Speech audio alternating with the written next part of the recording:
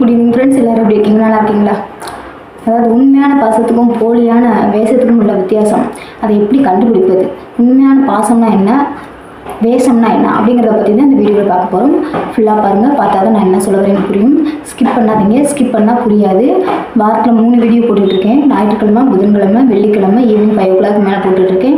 எல்லாமே கருத்துள்ள வீடியோ தான், அதனால் எதையுமே மிஸ் பண்ணாதீங்க. பார்க்காம இருக்கவங்க பாருங்கள், எல்லா வீடியோவும் பாருங்கள். பார்த்துட்டு பிடிச்சிருந்தா லைக் பண்ணுங்கள். ஓகேவா? இப்போ வீடியோக்குள்ளே போகலாமா? அதாவது யோசிக்காமல் யாரையுமே எப்பயுமே எதுலேயுமே நம்பக்கூடாதுங்க. எல்லாத்தையும் அளவுக்கு மீறி நம்பினா நம்ம தான் ரொம்ப கஷ்டப்படணும். சரிங்களா? உண்மையான அன்புக்கும் போலியான அன்புக்கும் இருக்கிற வித்தியாசத்தை புரிஞ்சுக்கோங்க. பழகிறவங்க கிட்ட உண்மையான அன்பை பார்த்தீங்கன்னா அவங்கக்கிட்ட நீங்களும் உண்மையாக இருக்க பழகிக்கோங்க. அன்பில் உண்மை இல்லைன்னா அது உங்களுக்கு தெரிஞ்சிருச்சு, அவங்க நடிக்கிறாங்கன்னு தெரிஞ்சிச்சுன்னா அவங்க கூட இருக்கிறத விட்டுட்டு அவங்கள விட்டு விலகி இருக்கிறத ரொம்ப நல்லது. உங்களை சுற்றி இருக்கிறவங்க நல்லவங்களாக இருக்கணும்னு நினைக்கக்கூடாது. சரிங்களா? நல்லவங்க கிட்ட நம்ம தான் போகணும். இல்லாட்டி நம்மளை சுற்றி நல்லவங்களாக வச்சுக்கிறது நம்மளோட கையில் தான் இருக்குது. சரிங்களா? இருக்கிறவங்க எல்லாத்தையும் நல்லவங்களாக மாற்றணுங்கிறது நம்மளால் முடியாத ஒன்று. சரிங்களா? ஆனால் உங்களை சுற்றி யாரெல்லாம் இருக்கணுங்கிறத நம்ம முடிவு பண்ணலாம். அதுக்கு நம்ம தான் அதை பிளான் பண்ணணும். சரிங்களா? நல்லவங்க இருக்கணுமா கெட்டவங்க இருக்கணுமாங்கிறத நம்ம தான் முடிவு பண்ணணும். நம்மளை சுற்றி நல்லவங்க கிட்ட பழகணும்னா நல்லவங்க தான் இருப்பாங்க, கெட்டவங்க கிட்ட பழகணும்னா கெட்டவங்க தான் இருப்பாங்க. சரிங்களா? அதனால் எப்பயுமே நல்லவங்களா நல்ல ஃப்ரெண்ட்ஷிப் வச்சுக்கிறது ரொம்ப நல்லது.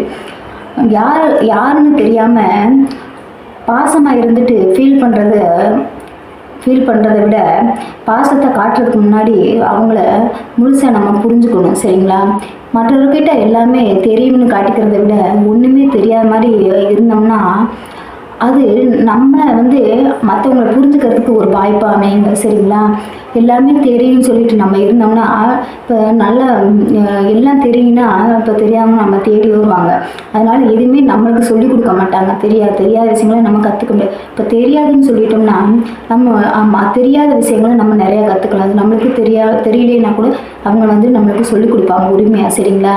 அப்போ இப்போ தெரியும்னு சொல்கிறவங்கக்கிட்ட நிறையா பேர் இருந்தாலும் உண்மையாக இருக்க மாட்டாங்க. சரிங்களா? அவங்களுக்கு எல்லாம் தெரியும் அப்படிங்கிறதுனால அவங்க நம்மகிட்ட உண்மையாக இருக்காங்க. தெரியாதுன்னு சொல்கிறோம்ல, அப்போ நம்மளை சுற்றி அந்த நேரத்தில் யார் இருக்காங்களோ அவங்கள நம்ம நம்புறது ரொம்ப நல்லது. சரிங்களா? அவங்கக்கிட்ட நம்ம நம்பிக்கையாக இருக்கலாம். சரிங்களா? அதாவது உண்மையானவர்களையும் போலியானவர்களும் கண்டுபிடிக்கிறது எப்படின்னா, எல்லாம் தெரியும்னு சொல்லும்போது இருக்கிறவங்களோட எதுவுமே தெரியாது, எதுவுமே இல்லை அப்படிங்கும்போது நம்ம கூட இருக்காங்க பார்த்தீங்களா, அவங்க தான் உண்மையான பாசம் இருக்குது, அவங்கக்கிட்ட தான் உண்மையான பாசம் இருக்குது, அவங்க தான் நம்ம மேலே உண்மையான பாசம் வச்சுருக்காங்க அப்படிங்கிறத நம்ம புரிஞ்சுக்கணும். சரிங்களா? காசு பணம் வசதி வாய்ப்போடு இருக்கிற கூட்டத்தை விட ஒன்றுமே இல்லை, ரொம்ப கஷ்டத்தில் இருக்கும், வறுமையில் இருக்கும், இல்லாட்டி உடம்பு முடியாத சூழ்நிலையில் இருக்கும் அப்படிங்கும்போது நம்ம கூட சுற்றி இருக்கிறாங்க பார்த்தீங்களா, அவங்க தான் உண்மையான பாசம் வச்சுருக்காங்க. நம்ம புரிஞ்சுக்கணும். சரிங்களா?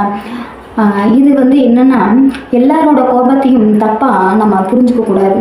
ஒரு சிலரோட கோபம் அவங்க உங்கள் மேலே வச்சுருக்க அன்பையும் அக்கறையும் காட்டுங்கிறத நம்ம புரிஞ்சுக்கணும். அதனால தான் அவங்க கோபப்படுறாங்க அப்படிங்கிறத நம்ம புரிஞ்சுக்கணும். சரிங்களா? நம்ம பேசுகிற வார்த்தைகள் எப்பவும் யாரையும் கஷ்டப்படுத்திடக்கூடாதுங்கிறத நம்ம புரிஞ்சுக்கணும். எப்போவுமே மற்றவர்கள் வாழ்க்கையில் பிரச்சனைகள் வர நம்ம காரணமாக இருக்கக்கூடாது. சரிங்களா?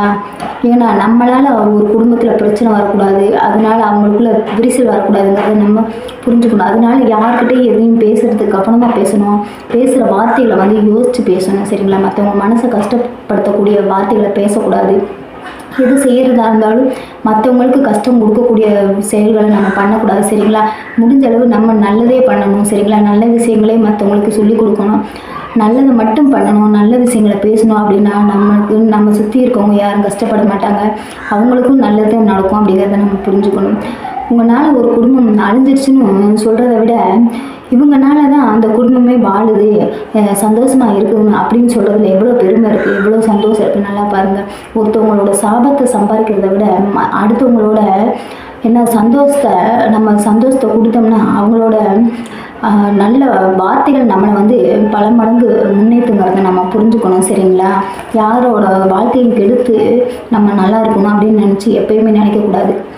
மற்றவர்கள் மேலே பாசம் வைக்கிறது தப்பு இல்லை, ஆனால் அவங்களவே நினச்சி பைத்தியமாக இருக்கிறது ரொம்ப தப்பு. சரிங்களா? பாசத்தை காட்டுறதும் லிமிட்டோடு வச்சுக்கிறது தான் நல்லது. சரிங்களா? நீங்கள் அளவுக்கு மீறி பாசம் வச்சுட்டு அவங்களோட பிரிவு வரும்போது ஃபீல் பண்ணுறதுல எந்த ஒரு பயனும் இல்லை. அதனால் பாசம் வைக்கிறது கூட அளவோட பாசம் வைக்கணுங்கிறத நம்ம புரிஞ்சுக்கணும். இருக்கிற இந்த வாழ்க்கையை சந்தோஷமாக எல்லாருக்கூடையும் சந்தோஷமாக வாழ்ந்துட்டு போவோம். யாருக்காகவும் உங்கள் வாழ்க்கையை எழுந்தாமல் இருக்கிறது ரொம்ப நல்லது. இந்த வீடியோ பிடிச்சிருந்துச்சுன்னா லைக் பண்ணுங்கள், ஷேர் பண்ணுங்கள், கமெண்ட் பாக்ஸில் கமெண்ட் பண்ணுங்கள். சப்ஸ்கிரைப் பண்ணாமல் சப்ஸ்கிரைப் பண்ணுங்கள். ஓகேவா? Thank you friends.